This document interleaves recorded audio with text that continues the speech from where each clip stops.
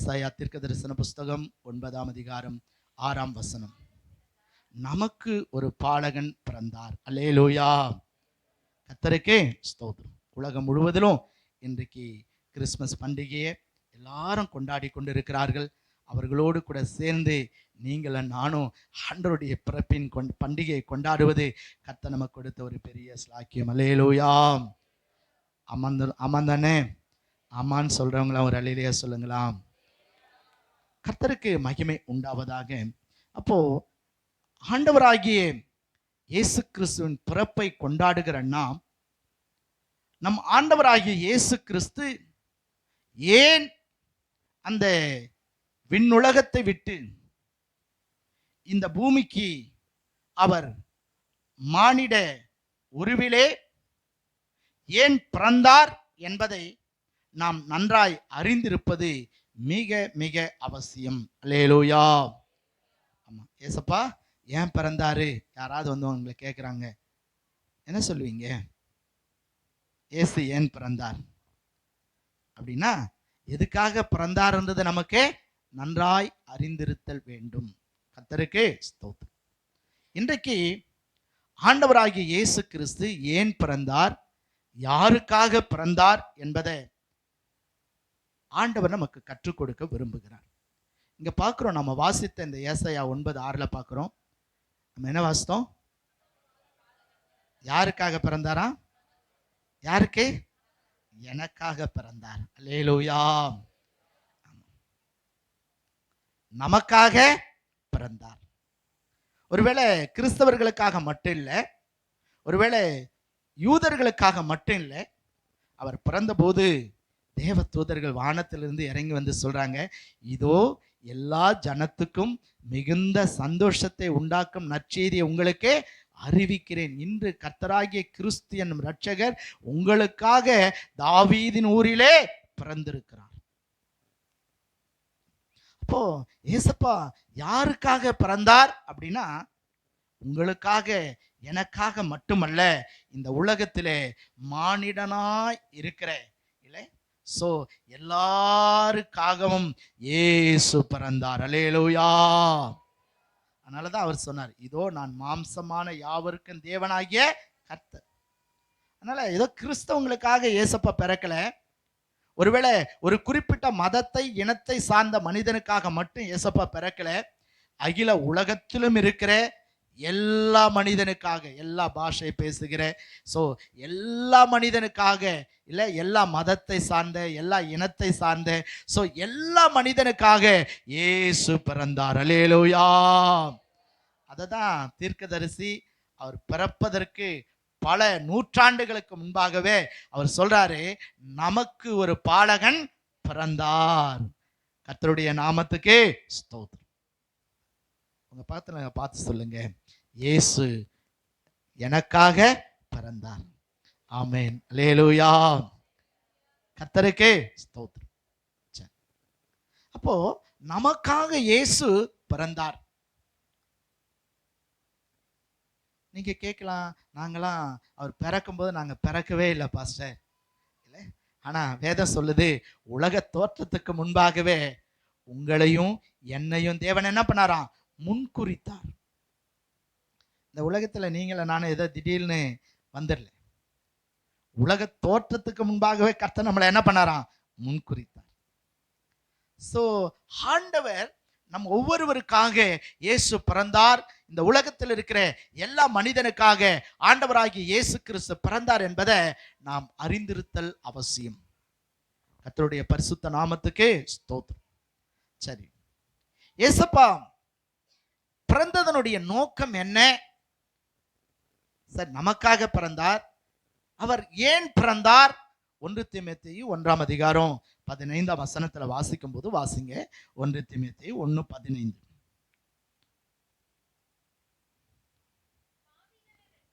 பாவிகளை ரட்சிக்க கிறிஸ்து இயேசு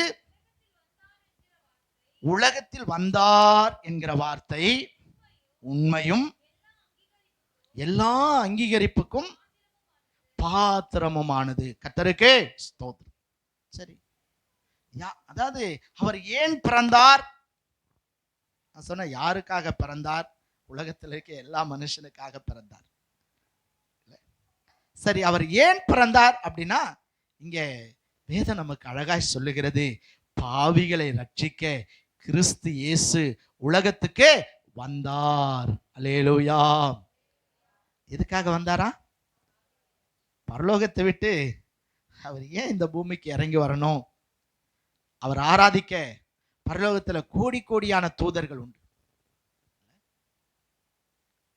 அவராலே இந்த உலகம் உண்டானது. எல்லாத்தையும் அவர் தான் படைத்தார். யோவான் 1ஆம் அதிகாரத்துல பார்க்கிறோம் இல்ல, அவர் ஆதியிலே தேவனோடு இருந்தார் இல்ல, அவர் மூலமாய் சகலமும் சிருஷ்டிக்கப்பட்டது. உண்டானது ஒன்றும் அவரால் எல்லாமே என்ன செய்யலையா? உண்டாகவில்லை. எல்லாவற்றையும் அவர் சிருஷ்டிக்கிறார். அவர் சர்வ வல்லமை புரிந்தவர். ஆனா பரலோகத்தை விட்டு இந்த பூமிக்கு அவர் இறங்கி வந்ததனுடைய நோக்கம் என்ன அப்படின்னா, பாவிகளை மீட்பதற்காக, பாவிகளை காப்பாற்றுவதற்காக, பாவத்திலே விழுந்து போன இந்த மனுக்குலத்தை மீட்டுக் கொள்வதற்காக ஆண்டவராகிய இயேசு கிறிஸ்து இந்த உலகத்துக்கு வந்தார். அல்லேலூயா. அதனாலதான் தேவதூதன் சொல்றான், எல்லா ஜனத்துக்கும் இயேசு பிறந்த செய்தி என்ன செய்தியா? நற்செய்தி. மிகுந்த, அதுவும் சாதாரணமான நற்செய்தி இல்லையா? என்ன நற்செய்தியா? மிகுந்த சந்தோஷத்தை உண்டாக்கும் நற்செய்தி. ஒருவேளை இந்த உலகத்தை நாம் பார்க்கும்போது கடவுள் மனிதனை நன்றாய் உருவாக்கினார். ஆதாம் ஏவாளை பார்க்கும்போது கடவுள் தன்னுடைய சாயலிலே தன்னை போலவே அவர்கள் என்ன பண்ணாராம்? உண்டாக்கினார். ஆனா அவர்கள் பாவம் செய்து தேவனுடைய கட்டளையை மீறி அவர்கள் பாவம் செய்தபடினாலே மனுக்குலம் முழுவதும் பாவத்துக்குள்ளாக்கப்பட்டது. அந்த தேவ மகிமை மனுஷன் என்ன பண்ணிட்டான்? இழந்து விட்டான். அப்ப ஆண்டவர் என்ன செய்யறான்னா, எல்லா மனிதனும், வேதம் சொல்லுகிறது, எல்லா மனிதனும் பாவம் செய்து அவன் கெட்டு போனபடினால ஆண்டவராகிய இயேசு கிறிஸ்து அந்த பாவிகளை மீட்டெடுத்து அவனை பரிசுத்தவானாய், அவனை நீதிமானாய் மாற்றி, பாவத்தினாலே இந்த உலகத்திலே சபிக்கப்பட்டிருக்கிற மனிதனுடைய வாழ்க்கையிலே ஆண்டவர் அந்த சாபத்தை மாற்றி அவனை ஆசீர்வாதம் உள்ளவனாய் கர்த்தர் ஆசீர்வதித்து அவனை பரலோகத்துக்கு தான் கொண்டு போக வேண்டும் என்பதற்காகத்தான் ஆண்டவராகிய இயேசு கிறிஸ்து அந்த பரலோகத்தை விட்டு இந்த பூமிக்கு என்ன பண்ணாராம்? இறங்கி வந்தார். அல்லேலூயா. வேதம் சொல்லுது, நாமெல்லாம் ஒரு காலத்துல என்னவா இருந்தோம்? பாவிகளா இருந்தோம். ஆமாவா இல்லையா? இல்ல பாஸ்டர், நான் ரொம்ப பரிசுத்தவான் அப்படின்னு யாராவது சொல்ல முடியுமா? இன்னும் எல்லாரும் பாவிகள்.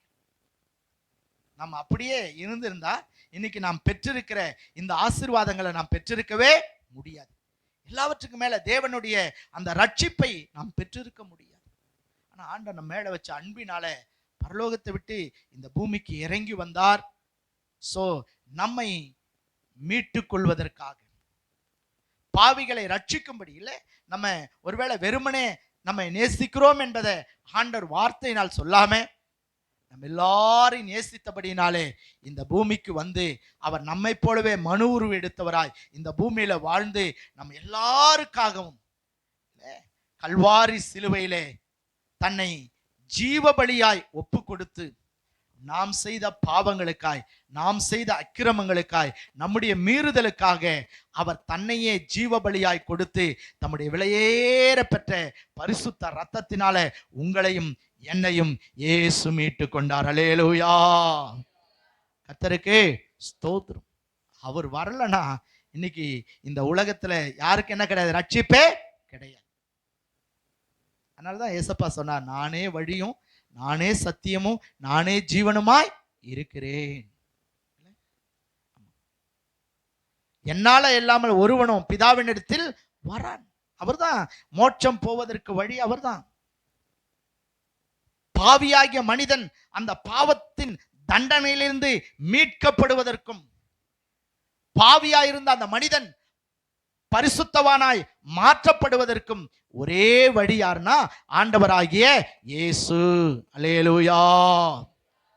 உலகத்துல பார்க்கிறோம், இன்னைக்கு மனுக்குலம் முழுவதும் பாவத்திலே இருக்கிறது. ஒரு பக்கம் குடி, விபச்சாரம், லஞ்சம், இல்லை அநீதி, இல்லையா? சோ இன்னைக்கு பாவம் தேசத்துல பெருகி இருக்கிறதை நாம் பார்க்கிறோம். நல்லா படிச்சிருக்கான், மிகப்பெரிய அதிகாரியா இருக்கான், இல்லை? ஆனா அவன் என்னவா இருக்கான்? பாவியா இருக்கிறான்.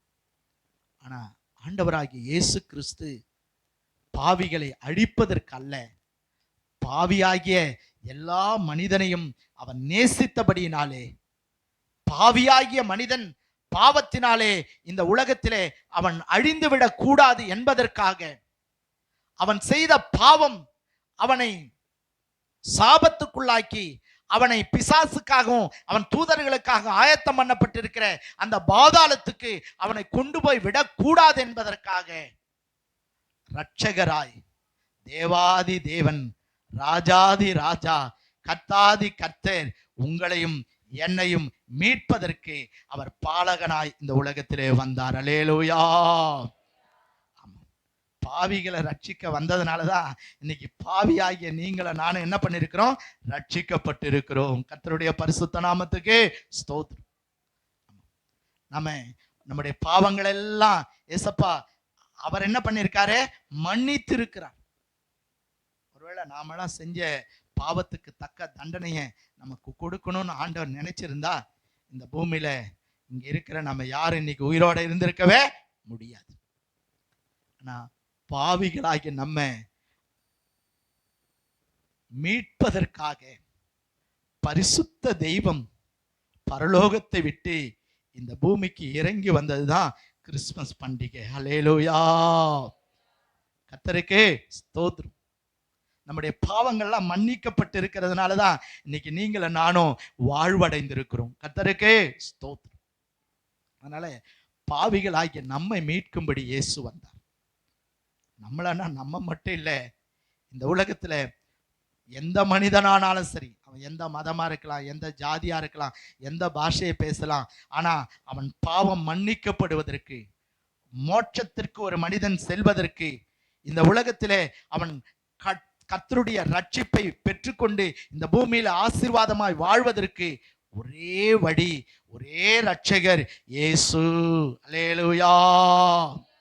ஆமா, வானத்தின் கீழும் பூமியின் மேலும் மனிதர்கள் ரட்சிக்கப்படும்படி இயேசு கிறிஸ்துவின் நாமமே அல்லாமல் வேறொரு நாமம் கட்டளையிடப்படவில்லை.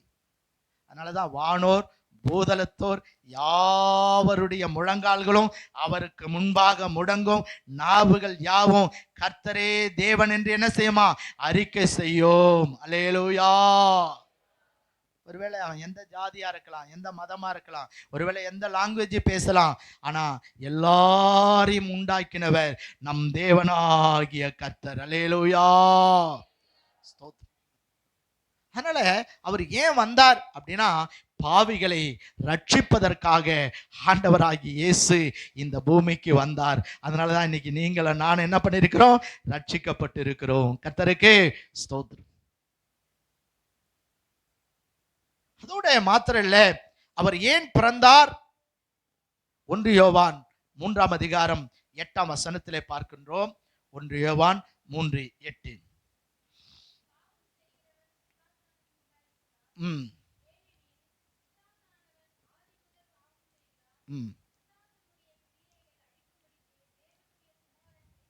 ஆமென். அல்லேலூயா. எதுக்காக வந்தாரா? 2வது, நம்மளை ரட்சிக்க வந்தார், பாவியாகிய மனிதனை மீட்க வந்தார். அதோடு மாத்திரம் இல்ல, பிசாசின் கிரியைகளை அழிக்கும்படிக்கு தேவகுமாரனாகிய இயேசு இந்த பூமிக்கு இறங்கி வந்தார். அல்லேலூயா. கர்த்தருடைய பரிசுத்த நாமத்துக்கே ஸ்தோத்திரம். ஒரு காலத்துல நீங்கள நானும் கூட பிசாசாகிய சாத்தானுக்கு என்ன பண்ணோம்? அடிமையா இருந்தோம். அன்றைக்கு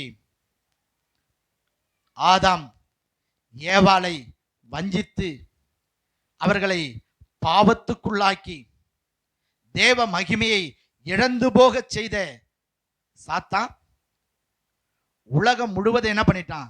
தன்னுடைய ஆளுகைக்கின் கீழாய் அவன் கொண்டு வந்து விட்டான். அதனால எல்லா மனிதனையும்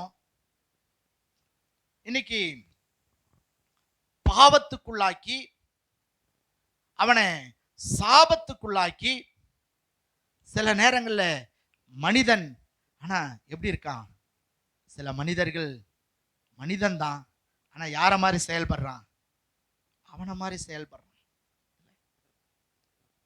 சோ அவனுடைய கிரியைகள் பல நேரங்கள்ல யாரிடத்துல இருக்கு? மனிதர்களிடத்துல காணப்படுகிறதை நாம் பார்க்கின்றோம். சிலர் சொல்லுவாங்க, எப்பா இவனை பார்த்தா பிசாசை பார்த்த மாதிரிப்பா, இவனும் பிசாச என்னதான் ஒண்ணு அப்படின்னு. ஆனா அப்படிப்பட்ட மனிதனை ஆட்கொண்டிருக்கிற பிசாசனுடைய கிரியைகளை அழித்து அவனை விடுதலையாக்கி அவனுக்கு ஆரோக்கியத்தை தந்து சுகத்தை தந்து அவனை ஆசீர்வதிக்கும்படி, பிசாசனுடைய எல்லா கிரியைகளை அழிக்கும்படி ஆண்டவராகிய இயேசு இந்த பூமியிலே வந்தார். அல்லேலூயா. கர்த்தருக்கு ஸ்தோத்திரம். ரட்சிக்கப்படாத வரைக்கும் நாம கூட யாருக்கு தான் அடிமையா இருந்தோம்? பிசாசுக்கு அடிமையா இருந்தோம். அதனாலதான் குடி, அதனாலதான் பலவிதமான பாவங்கள். சில நேரத்தில் நம்ம செய்யறது பாவம் அப்படின்னு தெரிஞ்சோம், அதிலிருந்து விடுதலை அடைய வேண்டும் என்று விரும்பினாலும் ஒருவேளை விடுதலை அடைய முடியாத கட்டப்பட்ட நிலை. ஆனா இயேசுப்பாவுக்குள்ள வரும்போது எவ்வளோ பெரிய பாவியா இருந்தாலும் அந்த பாவ கட்டை கர்த்தர் அறுத்து, அந்த பிசாசின் கட்டை கர்த்தர் உடைத்து இல்ல அவனை தேவன் விடுதலை ஆக்குகிறார். அல்லேலூயா. சொல்லப்போனா அவனை கட்டி வைத்திருக்கிற பிசாசின் கிரியைகளை ஆண்டவர் என்ன செய்யறாரு? அழிக்கின்றார். சித்ரா எங்க அம்மா கூட சொன்னாங்க, எனக்கு வயிறு வலி, ஜெபம் பண்ணுங்க. சில நேரத்துல கர்த்தருக்கு விரோதமான காரியங்களை செய்யும் போது மனிதனை அதை செய்ய தோன்றவன் யாருங்க? பிசாசு. நம்மளை கடவுளுக்கு பிரியமாய் நாம் வாழ்ந்து விட்டால் நாம் தேவனால் ஆசீர்வதிக்கப்படுவோம், நம்முடைய ஆத்துமா பரலோகத்துக்கு செல்லும் என்பதை சாத்தான் அறிந்திருக்கிறபடினால நீ சர்ச்சுக்கு போ, ஆனா என்ன பண்ணாத, என்னுடைய கிரியைகளை நீ செய் அப்படின்னு சொல்லி சிலரை குடிக்கு, சிலரை பலவிதமான அசுத்தமான பாவ பழக்க வழக்கங்களுக்கு பிசாசு அடிமைப்படுத்துறான். நம்ம சர்ச்சில் கூட எத்தனையோ பிள்ளைங்களை நம்ம பார்க்குறோம், எத்தனையோ பரிசுத்தவான்களை கர்த்தர் உருவாக்கி இருக்கிறாங்க. ஒரு காலத்துல மிகப்பெரிய பாவிகளாய் வாழ்ந்தவர்கள், பிசாசுக்கு அடிமைகளாய் இருந்தவர்கள், மாம்சமும் மனதும் விரும்பினவைகளை செய்து சாத்தானுக்கு சொந்தக்காரர்களாய் வாழ்ந்தவர்கள். ஆனா இன்னைக்கு ஏசப்பா அநேகராகிய நம்மை பாவத்திலிருந்து, பிசாசின் பிடியிலிருந்து இயேசு நம்மை விடுதலை ஆக்கி இருக்கிறார். அல்லேலூயா. பிசாசு நேரா வந்து நான் உனக்குள்ள வரேன்னா ஒருத்தனை இடம் கொடுக்க மாட்டான். அதனால அவன் என்ன பண்றான்? குடின்ற ரூபத்துல, சில நேரத்துல சிகரெட் என்ற ரூபத்துல, சில நேரத்துல போதை பொருட்கள் என்ற ரூபத்துல இல்லையா, சில நேரத்துல இந்த மாதிரி வெத்தலை பாக்கு, புயல, இந்த மாதிரி பலவிதமான அந்த அசுத்தங்கள் மூலமாக ஒரு மனிதனுக்குள்ள பிசாசு என்ன பண்றான்? வருகிறான், அவனை ஆட்கொள்ளுகிறான். சிலர் பயங்கர கோபக்காரனா இருப்பான். கோபம் எல்லா மனுஷருக்கு இருக்கும். ஆனா சிலர் கோபம் வந்தா என்ன பண்றனே தெரியாது. அது கோபம் கூட என்னதுங்க? பிசாசனுடைய கிரியையில ஒன்று, மாம்சத்தின் கிரியைகள். இப்படி நம்ம சொல்லிக்கொண்டே போகலாம். அதனால கர்த்தருடைய பிள்ளைங்க நம்ம ஒரு காலத்துல அப்படி பிசாசுக்கு அடிமைப்பட்டு இருந்தவர்கள்.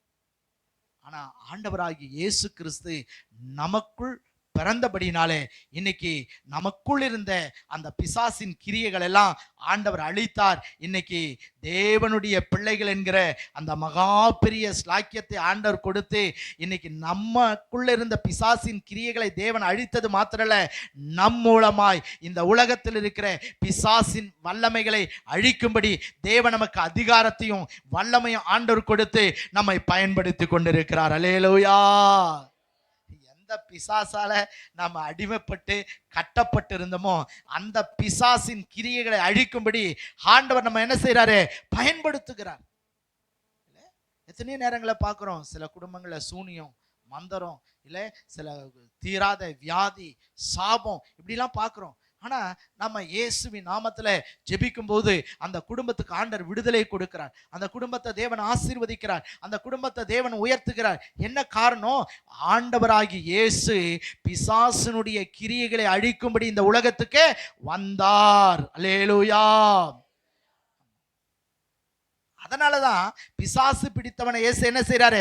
குணமாக்குகிறார். நம்ம வேதத்துல பார்க்கிறோம், லேகியோன் பிசாசு பிடித்தவன். அவன் வஸ்திரம் தெரியாதவனாய், இல்லையா, சோ எங்க குடியிருந்தானா? சுடுகாட்டுல குடியிருந்து, இல்ல கல்லுகளினாலே தன்னை காயப்படுத்தி இரவும் பகலும் கூக்குரலிட்டு கொண்டிருந்தான். ஆனால் ஆண்டவராகிய இயேசு கிறிஸ்து ஒரு நாள் அவனை தேடி வந்து இயேசு என்ன பண்ணார்? அவனை விடுதலையாக்கினார். அவனுக்குள்ள இருந்த அந்த எல்லா அசுத்தாவிகளும் அவனை விட்டு புறப்பட்டு போனது. அப்போ அவனுக்கு புத்தி தெளிந்து அவன் வஸ்திரம் தரித்து இயேசுவின் பாதத்திலே உட்கார்ந்தான். அல்லேலூயா. பிசாசு பிடிச்ச மனுஷனுக்கு என்ன இருக்காது? தெளிந்த புத்தி இருக்காது. சிலர் பயங்கர குழப்பவாதியா இருப்பான். அப்படின்னா அவனுக்குள்ள என்ன இருக்குன்னு அர்த்தம்? பிசாசு இருக்கு. சிலர் யாருக்கும் அடங்க மாட்டான். இல்ல சிலர் சொல்லுவாங்க, பொண்ணு அடக்கவே முடியலையே சொல்லுவோம். அது அந்த அடங்காத பிசாசு. பிசாசு என்ன பண்ணிருக்கான்? அவனை பிடிச்சுங்கிறான்னு அர்த்தம் இல்லையா? சிலர்லாம் பார்ப்போம், பெற்றோருக்கும் அடங்க மாட்டான், பாஸ்டருக்கும் அடங்க மாட்டான், இல்லை ஸோ யாருக்கும் அடங்க மாட்டாங்க. அப்படின்னா அதுக்குள்ள என்ன இருக்குன்னு அர்த்தம்? சில அசுத்தாவிகள் இருக்குன்னு அர்த்தம். அவனை ஒருவனால அடக்கக்கூடாது இருந்துதான். நம்ம சபையின் பிள்ளைங்களாம் நல்ல கர்த்தருடைய பிள்ளைங்க. ஏன்னா நீங்க ஸோ கர்த்தருக்கு கீழ்ப்படிந்திருக்கிறீங்க. ஸோ ஊழியக்காரருக்கு அடங்கி இருக்கிறீங்க. உங்க பிள்ளைங்க உங்கள் பெற்றோர்களுக்கு கீழ்ப்படிந்து அடங்கி இருக்கிறீங்க. நீங்களாம் பாக்கியவான்கள், நீங்களாம் பாக்கியவதிகள். அல்லேலூயா. ஆமா, பெற்றோருக்கு அடங்காத பிள்ளைங்க என்ன பிள்ளைங்க? பிசாசால பிடிக்கப்பட்டிருக்கீங்கன்னு அர்த்தம். அதனால ஸோ உங்க பெற்றோருக்கு என்ன பண்ணும்? பெற்றோருக்கு பயந்து அடங்கி அவர்களுக்கு கீழ்ப்படிந்திருக்க வேண்டும், அவர்களுக்கு பிரியமா இருக்க வேண்டும். சோ நம்ம பார்க்கிறோம், எங்கெல்லாம் அந்த அடக்க முடியாத ஒரு மனிதன் இருக்கானா அவனுக்குள்ள என்ன இருக்குன்னு அர்த்தம்? அசுத்தாவி இருக்குன்னு அர்த்தம். சோ கணவன் மனைவி கணவனுக்கு அடங்கி இருக்கணும், கணவனுக்கு கீழ்ப்படிஞ்சு இருக்கணும், கணவனை கனம் பண்ணணும். ஒருவேளை சில குடும்பத்துல மனைவியை பார்த்தா அடங்காதான் இருக்கும். அப்படின்னா அது மேற்படியானால என்ன பண்ணப்பட்டிருக்கு? பிடிக்கப்பட்டிருக்குன்னு அர்த்தம். ஸோ அதனால தேவன வேலைக்காரர்கள் எஜமான்களுக்கு என்ன பண்ணுமா? கீழ்ப்படிந்திருக்க வேண்டும். சில இடத்துல வேலை செய்யற இடத்துல பிரியமாவே இருக்க மாட்டாங்க. அதிகாரியை கேள்வி கேட்கறது, அவங்களுக்கு மேல இருக்கிறவங்களையே உதாசீனப்படுத்துறது, இல்லையா, அவங்களுக்கு விரோதமாய் செயல்படுறது, இதெல்லாம் கூட என்னதுங்க? அசுத்தாவியினுடைய செயல்பாடுகள். அதனால சிலர்லாம் பெரியவர்களை மதிக்க மாட்டாங்க, பெரியவங்களுக்கு கீழ்ப்படிஞ்சிருக்க மாட்டாங்க, தன்னை அவங்களுக்கு சமமா எண்ணுவார்கள். ஆனா வேதம் சொல்றது, முதியோருக்கு முன்பாக நம்ம எழுந்து நின்று அவங்களை என்ன பண்ணணுமா? கனம் பண்ணணும். இல்ல அந்த காலத்துல நான் பார்த்துருக்கேன், பெரியவங்க வராங்கன்னா மற்றவங்க என்ன பண்ணுவாங்க? எழுந்து நின்று வணக்கம் சொல்லுவாங்க. ஆனா இன்னைக்கு பெரியவங்க முன்னாடி கால் மேல கால் போட்டுக்கின்னு காலாற்ற எத்தனையோ பாவிகள் எல்லாம் நம்ம பார்க்குறோம். பெரியவங்களுக்கு எப்ப என்ன மரியாதையே இல்லை.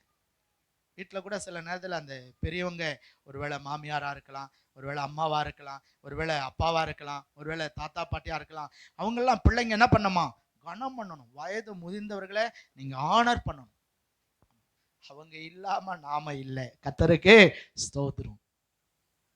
நம்ம வளர்க்கும்படியான, நம்ம இந்த அளவுக்கு உருவாக்கி இன்னைக்கு நம்ம பார்த்து சந்தோஷப்படும்படி நம்முடைய உயர்வுக்கு கர்த்தர் அவர்களை என்ன பண்ணியிருக்காரு?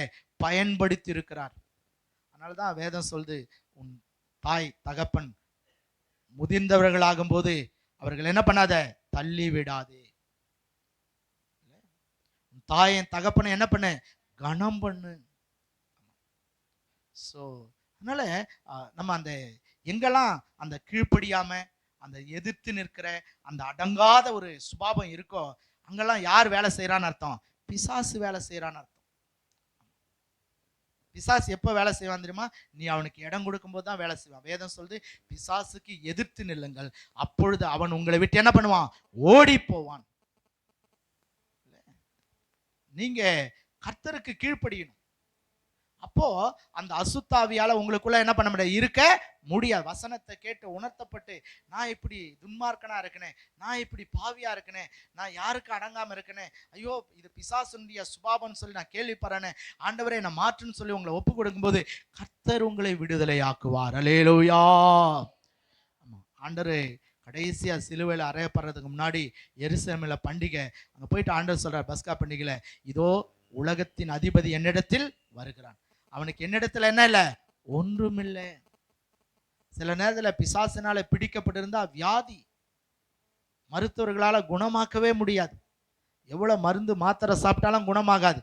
அது பிசாசினால் கொடுக்கப்பட்ட வியாதியா இருக்கலாம். அதுக்கு காரணம் என்ன, நீ பிசாசினால் பிடிக்கப்பட்டிருக்கலாம். ஏதோ ஒரு விதத்துல பிசாசுக்கு உன்னை அடிமையா என்ன பண்ணிருக்கலாம், நீ ஒப்பு கொடுத்திருக்கலாம். அதனால சில நேர வியாதியை உன் சரீரத்துல கொண்டு வந்து பிசாசு உன்னை வேதனைக்குள்ளாக்கி கொண்டிருப்பான். எந்த மருத்துவரை பார்த்தாலும் நல்லாகாது, எந்த மாத்திரை சாப்பிட்டாலும் நல்லாகாது. அப்போ உன்னை ஆராய்ஞ்சு பார்க்கணும். ஒருவேளை நீ தேவனுக்கு விரோதமாய் வாழ்ந்து கொண்டிருக்கிறதுனால, பிசாசுக்கு அடிமையா இருக்கிறதுனால, சில நேரத்துல சத்துரு அப்படிப்பட்ட வியாதிய பலவீனத்தை உன் சரீரத்துல கொண்டு வந்திருக்கலாம். நீ தேவ சமூகத்துல உன்னை தாழ்த்தி ஒப்பு கொடுத்து, இயேசுவே பிசாசின் கிரியைகளை அழிக்கும்படி நீர் வந்தீர், எனக்குள் இருக்கிற பிசாசினுடைய இந்த சுபாவங்களினால ஆண்டவரே நான் உமக்கு கீழ்ப்படியாம இப்படிப்பட்ட பாவங்களை செய்ததுனால எனக்குள்ள இப்படிப்பட்ட வியாதி வந்திருக்கிற நான் உணர்றேன், என்னை குணமாக்குன்னு சொல்லி ஜெபம் பண்ணிப்பாரு. கர்த்தர் உனக்கு பூரண சுகம் தந்து கர்த்தர் உன் சரீரத்தை ஆசீர்வதிப்பார். அல்லேலூயா. ஆமா, நீ உணராத வரைக்கும், நீ குணப்படாத வரைக்கும் வியாதி உன்னை விட்டு என்ன பண்ணாது, போகாது. சோ நம்ம பார்க்கிறோம், பிசாசின் கிரியைகளை தேவன் அழிக்கும்படி வந்தது மாத்திரம் இல்ல, அவருடைய பிள்ளைகளாகிய நம்மை அதிலிருந்து விடுதலையாக்கி அவனுடைய கிரியைகளை அழிக்கும்படி ஆண்டவர் உங்களுக்கு எனக்கு என்ன கொடுத்திருக்காராம், அதிகாரத்தை கொடுத்திருக்கிறார். ஆண்டவர் சொன்னார், சர்ப்பங்களையும் தேள்களையும் மிதிக்கவும் சத்துருவினுடைய சகல வல்லமை மேற்கொள்ளவும் உங்களுக்கு அதிகாரம் கொடுத்தேன். அல்லேலூயா. ஒன்றும் உங்களை என்ன பண்ணாதே, சேதப்படுத்தாது. பிசாசை பார்த்தெல்லாம் நம்ம பயப்பட வேண்டிய அவசியமே இல்லை. அவன் தான் நம்மளை பார்த்து பயந்து நடுங்கிட்டு இருக்கு. ஆனால் சில விசுவாசிங்க எப்போ பார்த்தாலும் எனக்கு அவன் சூனியம் வச்சிட்டான், எனக்கு இவன் சூனியம் வச்சிட்டான், எனக்கு அவன் மந்திரம் பண்ணுறான், எனக்கு இவன் மந்திரம் பண்ணுறான், இப்படியே சொல்லிட்டு இருப்பாங்க. அவனே பிசாசை வம்பு கூப்பிட்றான்னு அர்த்தம். நம்ம தலையில் இருக்கிற முடிய கூட ஆண்டவர் என்ன பண்ணியிருக்காரு, எண்ணி வச்சிருக்காரு. நமக்கு ஒரு வேலை செய்யறானா அது நம்மளை தொட முடியாது, அது அவனை தான் அழிச்சிடும். கர்த்தருக்கே ஸ்தோத்திரம். அதனால நாம ஒரு நாளும் எந்த மந்திரத்தையும், எந்த சூனியத்தையும், எந்த பேயையும், எந்த பிசாசையும் பார்த்து நம்ம பயப்பட வேண்டிய அவசியமே இல்லை. கிறிஸ்தவங்களுக்கு எவனும் சூனியம் வைக்க முடியாது. அவன் வைக்கிறானா அது அவனுக்கு வைக்கிறான்னு அர்த்தம். கர்த்தருக்கே ஸ்தோத்திரம். ஏன், நம்ம யாருடைய பிள்ளைங்க, ராஜாதி ராஜாவுடைய பிள்ளைங்க. இல்லை, நம்மளை தொட முடியுமா அவன்? ஆமா. ஏன்னா நம்முடைய ஆண்டவர் அவனுடைய கிரியைகளை அழிக்கும்படி வந்தது மாத்திரம் இல்லை, உங்களுக்கும் எனக்கும் அந்த பிசாசின் வல்லமைகளை அழிக்கும்படி ஆண்டவர் நமக்கு அதிகாரத்தை வல்லமையை கர்த்தர் கொடுத்திருக்கிறார். அல்லேலூயா. அதனால சிலர் பயந்துட்டு படுக்கும்போது பக்கத்திலே பைபிளை வச்சுக்கின்னு படுக்கும். ஏன்னா பேய் வந்து என்ன பண்ணக்கூடாது, அமிக்கிடக்கூடாது. பாருங்க, ஆண்டவருடைய பிள்ளையா இருந்தா உன்னை தொறதுக்கு என்ன கிடையாது, எந்த பேய்க்கும் அதிகாரம் இல்லை. ஆமா. அதனால பிசாசை கண்டு நாம பயப்பட வேண்டிய அவசியம் இல்லை. இந்த உலகத்தில் இருக்கிற எல்லா பிசாசையும் ஆண்டவர் அவனுடைய தலையை சிலுவையில இயேசு என்ன பண்ணாராம், நசுக்கினார். அதனால உங்களுக்கு எனக்கும் பிசாசின் கிரியைகளை அழிக்கும்படி இயேசப்பா என்ன பண்ணிருக்கிறாரு, அதிகாரம் கொடுத்திருக்கிறார். அதனாலதான் சில நேரத்தில் சூனியத்தினால, மந்திரத்தினால, பிசாசினால பிடிக்கப்பட்ட மனிதர்களுக்கு நாம போய் ஜெபம் பண்ணும்போது கர்த்தர் விடுதலை கொடுக்கிறார். ஏன் தெரியுமா, அவர் பிசாசின் கிரியைகளை அழிக்கும்படி என்ன பண்ணார், இந்த பூமிக்கு வந்தார். அல்லேலூயா. அதனால கிறிஸ்தவர்களாகிய, சொல்லப்போனா தேவனுடைய பிள்ளைகளாகிய நம் மேல இந்த உலகத்தில் இருக்கிற எந்த பிசாசுக்கு என்ன கிடையாது, அதிகாரமோ வல்லமையோ கிடையாது. நீ இடம் கொடுத்தாதான் அவன் வருவான், நீ இடம் கொடுக்க கூடாது. கர்த்தருடைய பரிசுத்த நாமத்துக்கே ஸ்தோத்திரம். அதனால விசுவாசத்துல உறுதியா இருந்து நம்ம பிசாசை என்ன பண்ணமா, எதிர்த்து நிற்க வேண்டும். நமக்கு தெரியணும், நான் தேவனுடைய பிள்ளை, எனக்குள்ள இந்த மாதிரி ஒரு சிந்தை, எனக்குள்ள இந்த மாதிரி ஒரு பாவ இச்சை, எனக்குள்ள இந்த மாதிரி ஒரு பாவ சுபாவம்னா இது யாரால வந்திருக்கு? பிசாசினால வந்திருக்கு. இதுக்கு நான் என்ன பண்ணக்கூடாது? இடம் கொடுக்க கூடாது. நம்ம உணரணும். ஏன்னா நம்ம எப்படி இருக்கணும், தேவனுடைய பிள்ளைகள்னா எப்படி இருக்கணும், நமக்கு வேதம் அழகாய் நமக்கு கற்றுக் கொடுக்கிறது. சோ நமக்கு பிசாசனுடைய கிரிகள் என்ன இல்ல, தேவனுடைய பிள்ளைகள் எப்படி இருக்கணும்ன்றத நமக்கு வேதத்தில் ஆண்டவர் அழகாய் எழுதி கொடுத்திருக்கிறார். அதுக்கு நம்ம கீழ்ப்படியணும். அந்த வசனத்துக்கு நம்மளை ஒப்புவிக்கணும். அந்த சத்தியத்துக்கு நம்ம அர்ப்பணிக்கணும். அப்ப பிசாசால நம்மளை தொடவே முடியாது. ஒருவேளை அப்படிப்பட்ட பிசாசனுடைய குணாதிசயங்கள், அவனுடைய செயல்பாடுகள் சிலது உங்களுக்குள்ள பிசாசு உங்களுக்கே தெரியாம உங்களுக்குள்ள வச்சிருக்கலாம். அதை நீங்க ஆராய்ஞ்சு பார்த்து சொல்லணும், ஆண்டவரே நீ பிசாசின் கிரியைகளை அழிக்க வந்தீர், என்னை விட்டு இப்படிப்பட்ட ஆண்டவரே பிசாசனுடைய கிரியை என்ன பண்ணுங்க? அழிச்சு போடுங்க. அல்லேலூயா. கர்த்தருக்கு ஸ்தோத்திரம். நம்ம ஜெபம் பண்ணணும், நம்மளை ஆராய்ஞ்சு பார்க்கணும். ஒருவேளை நம்மளை ஆராய்ஞ்சு பார்த்து நம்மளை தேவனுக்கு அர்ப்பணிக்கலைன்னா பிசாசு என்ன பண்ண மாட்டான்? போவே மாட்டான். அதனால நீங்க அடிக்கடி உங்களை அனலைஸ் பண்ணணும். ஏதாகிலும் பிசாசனுடைய சரக்கு எனக்குள்ள இருக்கா? ஒருவேளை குடி இருக்குன்னா அது யாருடைய சரக்கு? பிசாசனுடைய சரக்கு. அப்போ ஹார்ட் ப்ராப்ளம் வரும், அப்போ அல்சர் ப்ராப்ளம் வரும், அப்புறம் கிட்னி ப்ராப்ளம் வரும், எல்லா ப்ராப்ளமும் வரும். ஏன் பிசாசு உனக்குள்ள அந்த சுபாவத்தை கொண்டாந்துருக்கான்? உன்னை அடிக்கவும் கொல்லவும், உன்னை பாதாளத்துக்கு கொண்டு போகவும்.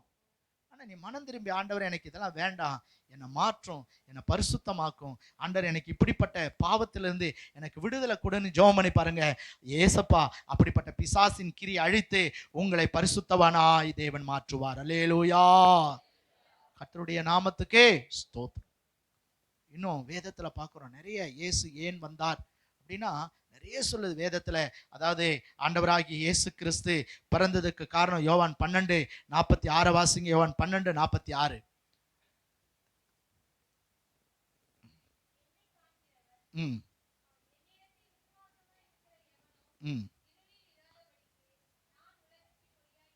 Price the Lord. அல்லேலூயா. ஆண்டவர் எதுக்காக வந்தாரா? அவரை விசுவாசிக்கிற ஒருவனும் இருளிலே இராதபடிக்கு தேவன் இந்த உலகத்துக்கு என்ன வந்திருக்கிறாராம்? ஒளியாய் வந்திருக்கிறார். அல்லேலூயா.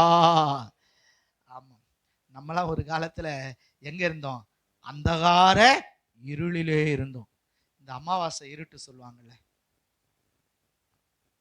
அப்பதானே இருட்டு. அமாவாசைக்கு இருட்டா பௌர்ணமிக்கு இருட்டா?